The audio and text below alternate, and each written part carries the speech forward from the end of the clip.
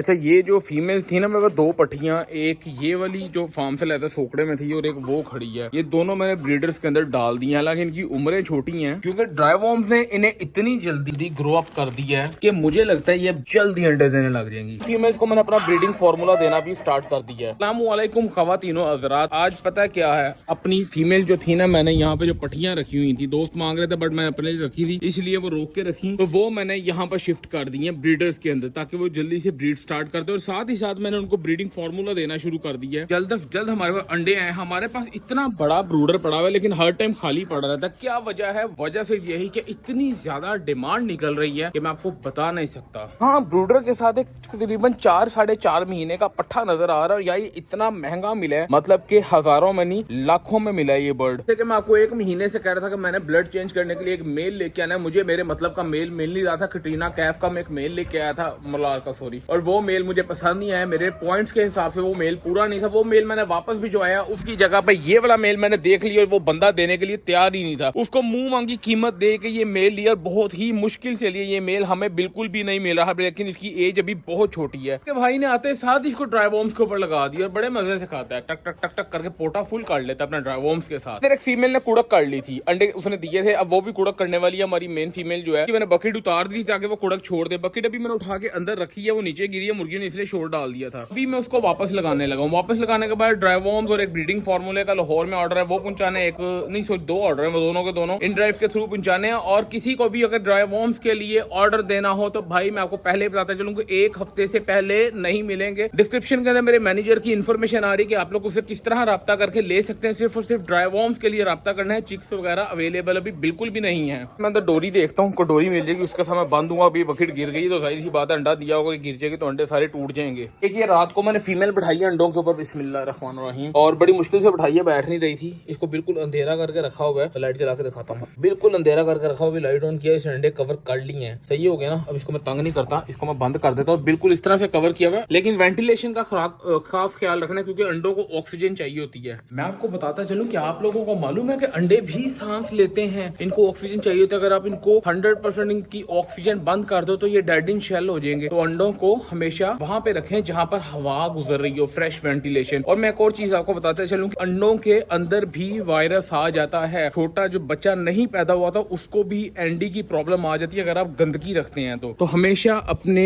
जहां पे आपका सेटअप है उसको साफ रखें। इस टाइम ये मेरी नजर में बहुत गंदा हुआ है, देख रहे हैं, यहाँ पे बहुत गंद पड़ा हुआ है, इसकी सफाई होने वाली है। बट आप लोग अपने हमेशा सेटअप को साफ सुथरा रखा करें।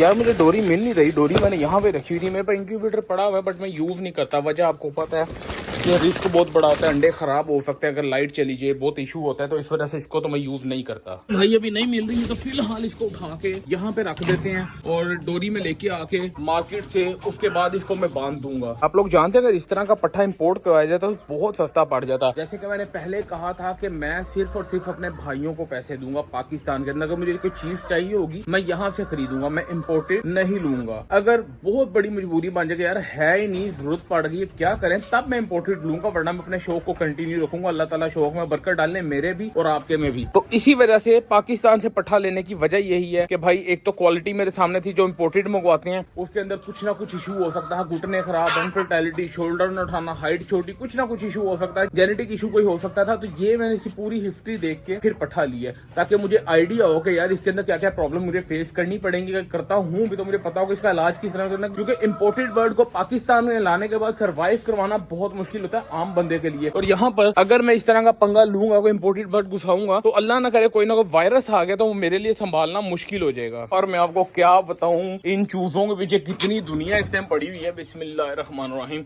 ये 2 चूजे मेरा दिल है कि मैं खुद रखूं, मैं किसी को मत दूं, बट इतनी दुनिया इनके पीछे पड़ी हुई है। ये क्या क्वालिटी है मैं आपको दिखाता हूँ। माशाल्लाह चेहरा देखें इसका, सही है, बहुत ही स्टैंडर्ड की क्वालिटी है अल्हम्दुलिल्लाह। मेरा दिल नहीं कर रहा मैं किसी को दूं। अब चेहरा देख रहे हैं और इसका साइज चेक करें, छोटा सा बच्चा है। और जो मैंने बच्चों की क्वालिटी दिखाई थी, अभी मेरे पास जितने भी बर्ड्स पड़े वो अपने माँ बाप से भी ज्यादा अच्छी क्वालिटी का बन रहे हैं। अल्लाह ताला नजरे बख्शत चाहे अल्लाह ताला उसके नसीब में करें। और उसको मैंने ऑफर दिया कि भाई अगर वापस करने हो तो बंदा हाजिर है, मुझे दे देना। हाँ, वापस करने नहीं बेचने हैं नहीं दे दो यार, मेहरबानी भाई। नहीं मेरे हम खुद ही पालने के लिए भाई नहीं नहीं आप खुद ही पाल। अल्लाह ताला नजरे बख्शत चाहे फिर भी दे दो यार।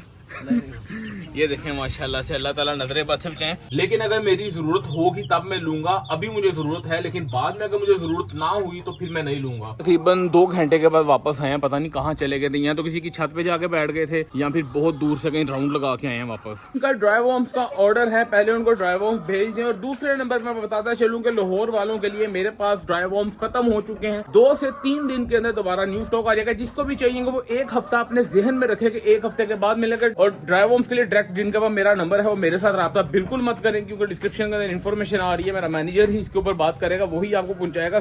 सारी जितनी भी इन्फॉर्मेशन है ड्राई वॉर्म्स के बारे में वही आपको देगा।